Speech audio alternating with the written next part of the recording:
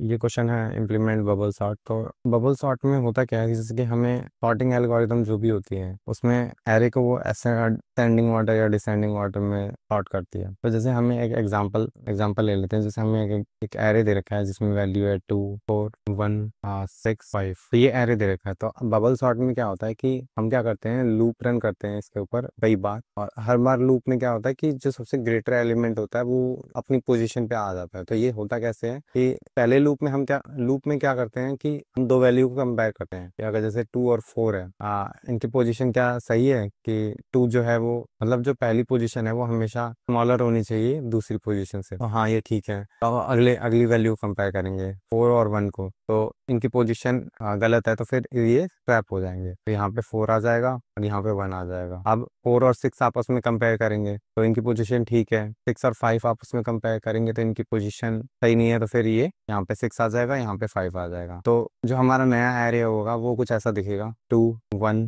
4 और 5 और 6। तो अब क्या होगा कि जो हमारे एक बार जब हमने इस लूप को रन किया कंपेयर का, तो हमारा जो उससे ग्रेटर वैल्यू थी वो अपनी पोजीशन पे आ गई। तो अब हमें जो लूप रन करना है वो अब हमें यहाँ तक लूप रन करना है 5 तक। तो अब हम क्या करेंगे, 2 और 1 को आपस में कंपेयर करके चेक करेंगे कि ये पोजीशन ठीक है नहीं। तो यहाँ पे 1 आ जाएगा और इधर 2 आ जाएगा। 2 और 4 को कंपेयर करेंगे तो ये पोजीशन ठीक है, ये भी पोजीशन ठीक है। तो ये एरे ऐसे कैसे रहेगा। तो अब नया एरे जो हमें मिला वो हुआ 1 2 4 एंड 5 और 6 तो था ही। तो हमारा जो ये कंफर्म है कि जो हमारी जो वैल्यू है वो यहाँ तक शॉर्ट हो गई है। ये टेस्ट केस ही ऐसा था जिसके अंदर ये वैल्यू थी। तो अब क्या होगा कि हम दोबारा लूप रन करेंगे जिसमें हम क्या करेंगे, 1 और 2 को कंपेयर करेंगे, 2 और 4 को कंपेयर करेंगे। फिर अगले लूप में हम यहाँ पे कंपेयर करेंगे 1 और 2 को। फिर इसके बाद सिर्फ 1 बचा, तो अब हम लूप नहीं कंपेयर करेंगे। तो यहाँ पे ये टोटल जो लेंथ थी वो कितनी थी, 5 थी। 5 हमारी थी वो लेंथ थी। अब 5 लेंथ थी तो हमने लूप कितनी बार रन किया, 1 2 3 4, यानी 4 बार हमने के ऊपर लूप चलाए हैं और हर लूप में हमने कंपेयर किया है। तो यानी जो बाहर का लूप है वो 4 बार चलेगा और जो इनर का लूप है वो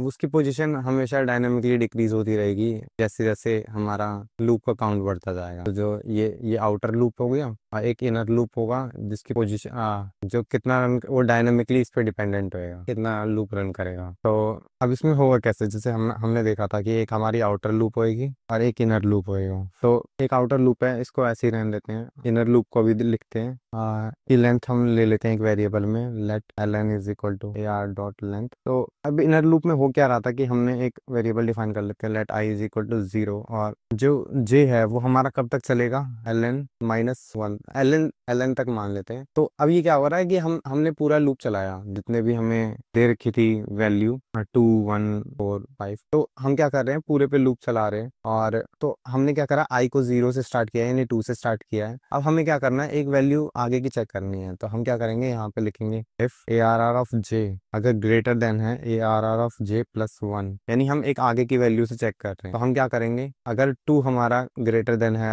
1 से तो हम क्या करेंगे, स्वैप कर देंगे। तो ARR of j plus 1 is equal to में ARR of j plus 1 ARR of j। तो अब हम यहाँ पे कर क्या रहे हैं कि हम एक आगे की वैल्यू से चेक कर रहे हैं। तो अगर मेरा जब j यहाँ पे होगा तो आगे की वैल्यू ये तो अनडिफाइंड ले लेगा। तो हमारा जो j वाला j लूप है वो हमारा 6 तक ही जाना चाहिए, क्योंकि हमने 5 को कंपेयर कर लिया यहाँ पे जब थे हम, तो j प्लस 1 से। तो हम क्या करेंगे, ln -1 कर देंगे। तो इससे क्या होगा, हमारा लूप हमेशा यहीं तक चलेगा, एक पीछे तक। तो अब जो आउटर लूप है वो हमारा कितनी बार चलेगा, let i is equal to 0, i less than ln और i प्लस प्लस। और जो हमारा आउटर लूप था जो हमने देखा था कि वो हमेशा एक काउंट -1, एक काउंट कम तक चलेगा, 5 तक चला। तो हमें 4 तक चलाना, तो हम क्या करेंगे, ln -1 तक करेंगे। और फिर अगर मैं इसको ऐसे सबमिट करूँ तो ये सबमिट हो जाएगा। पर इसको हम अभी और ऑप्टिमाइज कर सकते हैं, मतलब थोड़ा सा, जैसे फालतू का, जैसे हमारी जो लास्ट की पोजीशन है वो पहले ही सॉर्ट हो गई है। जब हमने डिस्कस किया था कि जैसे पहली बार लूप चलने पे 6 की पोजीशन यहाँ पे आ जाएगी और 5 हमारा अपनी पोजीशन पे आ जाएगा। तो अब अगली बार जब लूप चलेगा, मतलब ये पहली बार लूप चला तो ये आ गया, तो अगली बार जब लूप चलेगा तो हमें सिर्फ 5 तक जाना है, हमें जरूरत नहीं है 6 को कंपेयर करने की। तो हम क्या करेंगे, यहाँ पे ln -i कर लेंगे। अब इससे क्या होगा, जैसे i की वैल्यू 1 हो गई, तो अब क्या होगा, एक वैल्यू कम तक चलेगा, यानी एक पहले ही सॉर्टेड हो गई है, अब एक जब 2 हो जाएगी तो यानी लास्ट की 2 पोजीशन सॉर्ट हो रखी है, हमें बस 3 की में चेक करनी है। तो इसलिए हमने ln -i करा, तो ये पूरा बबल सॉर्ट है। तो सबमिट करेंगे, तो ये बबल सॉर्ट था।